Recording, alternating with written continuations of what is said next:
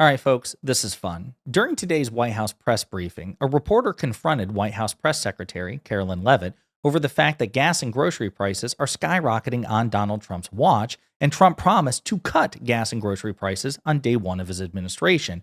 And when he asked when Trump would make good on his promise, Karoline Leavitt got visibly triggered, and we have to talk about it. But before we do, if you end up liking this video and you want to support the channel, please be sure to hit the like, subscribe, and alert bells before you go. All right, friends, we have several clips to talk about in this video, and I want to start with this one here, which is, again, Karoline Leavitt getting triggered over a perfectly reasonable question. How long will it take to cycle through and get some of the actual prices that Americans are paying to come down?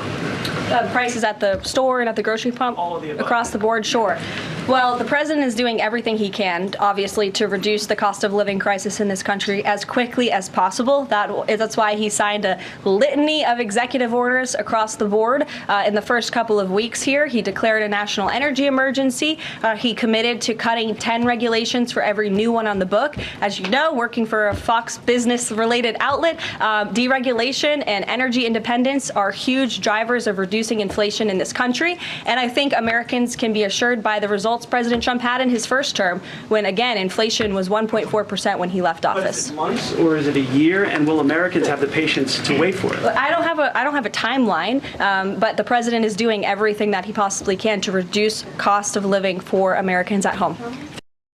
So you can tell that question was not particularly welcome. She didn't like it. Wait, at the pump at the grocery store, what are you talking about? I don't have a timeline. Well, Karoline, we do have a timeline because your boss, Donald Trump, gave us a timeline when he was campaigning during the election, demanding our votes. This is what he gave. This is the timeline he provided, and this is what he promised.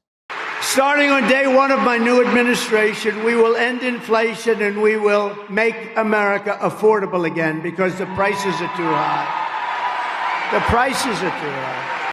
Day one. Day one. Your boss. Nobody imposed this expectation on him. Nobody forced him to say this shit. Your boss volunteered. I'm so good. I'm so amazing. On day one, I will cut inflation. But inflation, in terms of skyrocketing prices, are actually skyrocketing on his watch, gas and grocery prices. So Donald Trump broke his promise to the American people. And if you say, well, that's not reasonable, day one, well, then tell your dumbass boss not to give unreasonable expectations. But he said it.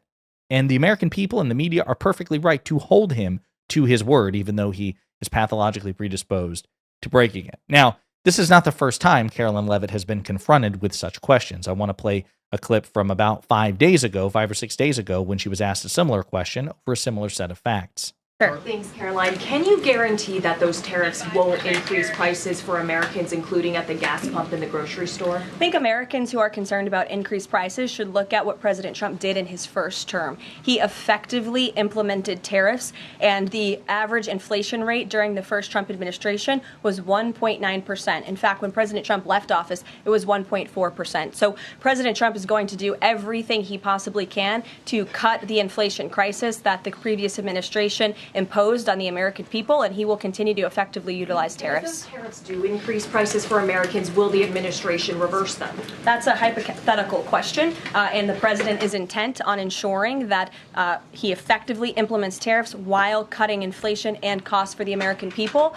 And, you know, the media has this way of just looking at everything in a microscope rather than looking at the whole of government economic approach. So even then, she got triggered at this line of question. How dare you? How dare you ask microscopic questions? How dare you ask Donald Trump about things he promised to do? Again, it's fair game, whether you MAGA snowflakes like it or not. And you all created the terms. You all made the promises, and it's perfectly fair for the media to relentlessly hound you about the promises you made. It's also worth noting that her answer is bullshit, right? Well, look at what Trump did during his first term. Well, Donald Trump during his first term inherited a really good economy from President Obama, much like he did here from President Biden. But the difference is the inflation rate under President Obama was also really, really good, right? We didn't have to deal with a global pandemic that Trump mismanaged. We didn't have to deal with the inflationary fallout of that pandemic, which is what every other advanced economy on earth had to deal with, not just America. So it's a really apples and oranges comparison. And also the tariffs that Trump imposed were much more targeted than the tariffs that he threatened to impose on Mexico and Canada, which were 25% tariffs across the board and 10% tariffs across the board on China, right? And even then, The tariff war we got into with China was the equivalent of an extraordinary tax increase on the American people. Federal subsidies had to be given to farmers in America who were screwed over by Donald Trump's tariff war with China. So again, the trade war was disastrous, but this is an apples and oranges comparison that Karoline Leavitt is hoping fools you, and it shouldn't, especially if you do more than glance at it for 5 seconds. I'll also remind you that Donald Trump himself admitted that he won because of promises he made to cut gas and grocery bills. I won on 2 things, the border and more than immigration. You know, they like to say immigration. I break it down more to the border, but I won on the border and I won on groceries. It's a very simple word, groceries. Like almost, you know, who uses the word?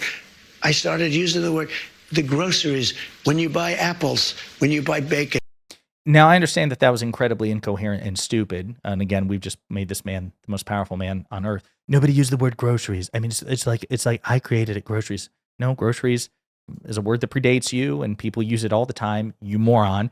But again, what's important is the substance. That's why he won, because he promised to cut grocery bills. And yet, grocery bills are rising on his watch. That's his fault by the standard he created. But what's interesting was later on, he would try to walk back the commitment. Like, you know, yeah, I guaranteed that we would cut grocery prices and gas prices. And yeah, I guarantee that we would do that even if we started a tariff war with our trading partners. That's what he said during the campaign when he was bullshitting and lying to your face to get your vote. After he got your vote and after he won the election, well, then he started to walk it back. Well, no, of course I can't guarantee that we can cut prices. I mean, who would say that other than me when I'm lying to people to get their vote? One of your signature promises on the campaign trail, which was to end inflation, to lower prices. You are now proposing tariffs against the United States' 3 biggest trading partners. Economists of all stripes say that ultimately consumers pay the price of tariffs. I don't believe Can it. you guarantee American families won't pay more? I can't guarantee anything. I can't guarantee tomorrow. Again, but you did make the guarantee, dumbass. You made that guarantee. Nobody. Listen, Trump would have a point. Trump would have a point if he didn't set that standard for himself, or if he didn't try to set that standard for President Biden. And this is where MAGA's hypocrisy has to work overtime. Okay. So when Democrats are in power, according to Republicans, Democrats are responsible for everything bad. If something bad happens when a Democrat's in the White House, it is the fault of the Democrats, and the Democrats should pay a political price. Now, when something good happens on the Democrats' watch, then Republicans say, oh, well, it didn't happen. Or if it did happen, it's actually because of us, right? They have this, perfectly gerrymandered system of accountability where Democrats are always at fault and never get any credit for anything good. Then when Republicans are in power, if something bad happens when a Republican's in power, like the Republicans right now enjoy a trifecta, they have a Senate majority, a House majority, they have the White House, they have a supermajority on the Supreme Court. If something bad happens, well, that's not fair. You can't blame the Republicans for bad stuff that happens when they're in power, even though if the shoe were on the other foot, they would certainly blame the Democrats. It goes beyond that, though, because again, Trump himself made the commitment that he will magically cut gas and grocery prices on his watch, and he has failed to do so. Not only has he failed to do so, but these things are increasing on his watch, as a Democratic congressman pointed out today. The wholesale cost of a dozen eggs has increased from $6.59 on Inauguration Day until now it's $7.53, a 14% increase. Again, you don't dispute that, right? No. I assume you're not happy with this particular increase either, right? No, I wish the bird flu wasn't around, but it is. So well, I'm glad you brought that up. According to PBS and Axios, some of the reasons for high grocery prices and high egg prices are avian flu and recalls related to salmonella and listeria. You don't dispute that, right? Correct. My staff went back and checked the hundreds of executive orders that have been issued by Donald Trump, and yet not a single one has mentioned the words avian flu. You don't dispute that, right? As far as I know, that's correct. And not one, the whole. So again, what's funny is people try to deflect. Well, I wish we didn't have to deal with bird flu. Well, okay. Again, by the Republican standard, that doesn't excuse anything. Presidents are responsible for things that happen on their watch, bad things. That's the standard you impose on the rest of us. So we are perfectly entitled to ruthlessly wield it against you because, that's the standard you created. And if you don't like it, then don't impose it on Democrats, number one. But number two, Donald Trump hasn't tried to deal with the bird flu. As a matter of fact, I would argue Donald Trump has made bird flu more complicated by freezing CDC public information and public disclosure of information, and his overall anti-science movement, which he spearheaded during the last pandemic that he presided over, which was COVID. So again, Republicans are desperate, folks. They're desperate. They're hoping that you indulge their superpower, which is shamelessness, that you indulge, that you just let them impose ridiculous standards on the opposition that they themselves can never satisfy. Don't buy into it. Donald Trump made you a promise. Donald Trump has broken his promise, and you are right. You should punish him politically and his party accordingly and say, don't make promises you can't keep, dumbass. As a matter of fact, there's a really good USA Today article called Waffle House Bumps Egg Prices While Trump Focuses on DEI. I say yoke before woke. And what is the president I entrusted to oversee the egg economy doing while consumers like me are facing some form of Waffle House egg tariff? He's fixated on DEI and other non-egg related matters.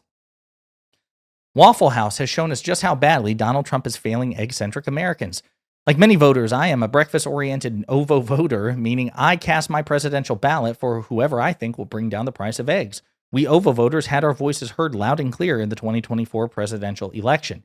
Egg prices were high, and so we voted for Donald Trump, a convicted felon, because we figured he'd strong-arm the chicken cartel. Boy, was that a mistake. On Tuesday, we learned that the restaurant chain Waffle House will start charging customers a 50-cent per egg surcharge. That means the special order 12 egg and sausage scramble I have each morning before heading to work at the defibrillator factory will cost an extra $6. Trump told me my cost of eggs would go down, not up.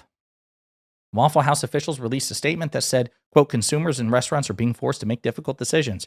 Rather than increasing prices across the menu, this is a temporary targeted surcharge tied to the unprecedented rise in egg prices.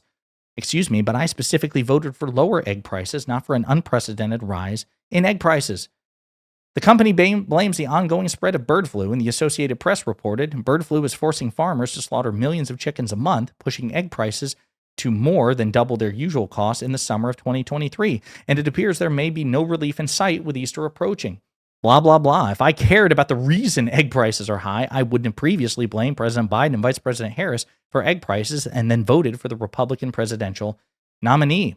I only care about not having to go to Waffle House and pay extra for my bacon, egg, and cheese hash brown bowl. And now that Trump is in office, you know what I'm having to do when I go to Waffle House? I'm having to pay extra for my bacon, egg, and cheese hash brown bowl.